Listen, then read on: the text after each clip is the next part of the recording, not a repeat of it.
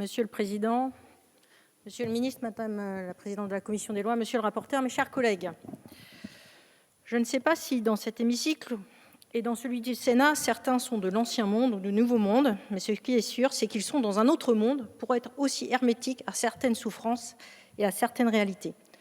Souffrances de femmes et d'hommes, de mères et de pères, d'enfants qui portent leur nom ou absence de nom comme un fardeau. Dans la proposition de loi que nous examinons ici, on ne parle pas de changer de nom pour le plaisir et encore moins pour choisir un nom farfelu. Non, on pense à la mère qui souhaite ne plus avoir à sortir son livret de famille pour prouver que son enfant est sien dans les démarches du quotidien. On pense à cette jeune fille, à ce jeune homme victime d'un père ou d'une mère bourreau et qui, une fois devenu adulte, fait le choix courageux et salutaire de ne plus vouloir porter ce nom qui lui fait si mal. À vous qui êtes opposés à ce texte, que leur répondez-vous ? Que ce sera encore à cette mère d'aller devant la justice parce que son ex-mari lui refuse ne serait-ce que l'adjonction de son nom ? Que cette jeune fille ou ce jeune homme victime devra encore supporter une démarche longue, coûteuse et aléatoire auprès de la chancellerie pour changer de nom, le nom de son bureau et se reconstruire ? Que d'énergie gaspillée et de temps perdu. Nous avons une autre ambition que le statu quo.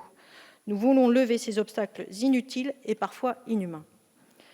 D'autant plus que ce texte installe dans un cadre commun et clair, le choix de substituer et d'adjoindre un autre nom de famille ne peut se faire qu'entre le nom du père et celui de la mère, dans le respect de la filiation.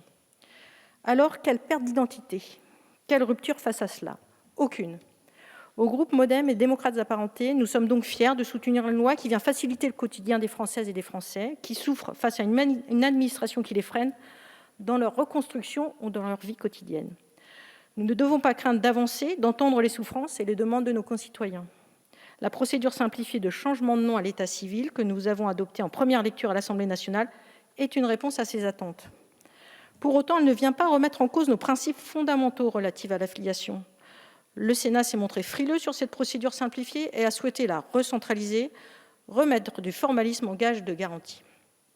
Nous avons entendu les inquiétudes des sénateurs. Il est en effet important de s'assurer que le changement de nom à l'état civil ne se fera pas sur un coup de tête.